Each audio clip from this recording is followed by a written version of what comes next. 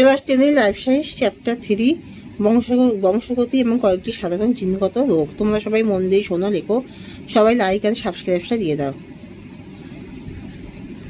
বিশুদ্ধ বা খাঁটি জীব কাকে বলে, উদাহরণ দাও। কোনো জীব বংশানুক্রমে একরকম বৈশিষ্ট্য বজায় রাখলে তাকে বিশুদ্ধ জীব বলে। মেন্ডেলের এক সংখ্যার পরীক্ষায় জন্মিত যৌন লম্বা ও বেটে মটর গাছ হল বিশুদ্ধ উদ্ভিদের উদাহরণ। সংকর জীব এবং সংকরণ কাকে বলে? দুটি বিশুদ্ধ বিপরীতধর্মী বৈশিষ্ট্যযুক্ত জীবের পরনিষেকের ফলে উৎপন্ন জীবটিকে সংকর জীব বলে। সংকর জীব সৃষ্টির পদ্ধতিকে সংকরায়ন বলে, যেমন খাঁটি লম্বা এবং খাঁটি বেটে।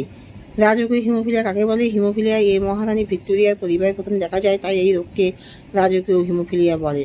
প্রকারণ কাকে বলে? কারণ কি যৌন জনের সময় জিনের পরিবর্তে বা পরিবেশের প্রভাবে একই প্রজাতির জীবের মধ্যে যে পার্থক্য দেখা যায় তাকে প্রকারণ বলে। প্রকৃত প্রচ্ছন্ন বৈশিষ্ট্য কাকে বলে? দুটি বিপরীতধর্মী বৈশিষ্ট্যযুক্ত জীবের মধ্যে সংকরণ ঘটালে যে বৈশিষ্ট্যটি এ জন্তুতে বা প্রথম অপত্য বংশে প্রকাশ পায় তাকে প্রকট বৈশিষ্ট্য বলে।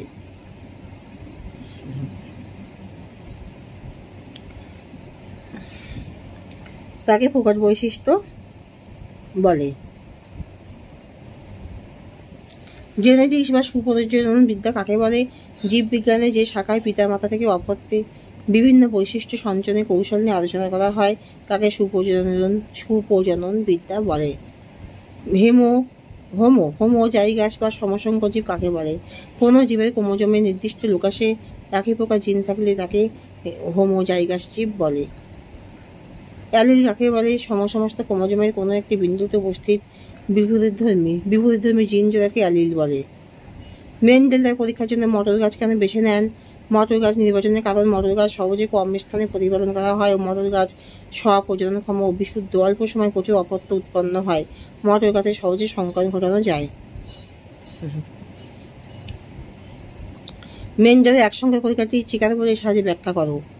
মেন্ডেলের এক সংখ্যার জনন পরীক্ষার জন্য খাঁটি লম্বা খাঁটি মটর গাছ নিয়েছিলেন, খাঁটি বেটে মটর গাছ নিয়েছিলেন। এদের কৃত্রিমভাবে ইতর পরাগযোগ ঘটানোর ফলে উৎপন্ন বীজ থেকে যে গাছগুলি হয় সেগুলি সবই লম্বা বৈশিষ্ট্যযুক্ত, যাদের জিনোটাইপ হল ক্যাপিটাল টি স্মল টি।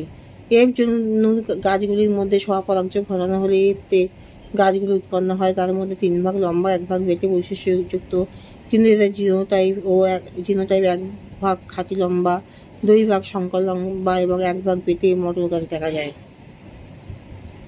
মেন্ডেলবাদ কাকে বলে? মেন্ডেল আবিষ্কৃত বংশগতির মৌলিক নিয়মাবলী এবং সূত্রগুলিকে একত্রে মেন্ডেলিজম বা মেন্ডেলবাদ বলে। মেন্ডেলের বংশগতির সূত্রগুলি কী? পৃথক বিভবন সূত্র বা এক সংখ্যক জনন পরীক্ষার উপর নির্ভর করে রচিত এবং স্বাধীন বিন্যাসের সূত্র যা দ্বিসংখ্যক জনন পরীক্ষার ফলাফলের উপর নির্ভর করে রচিত। এখানেই শেষ করছি।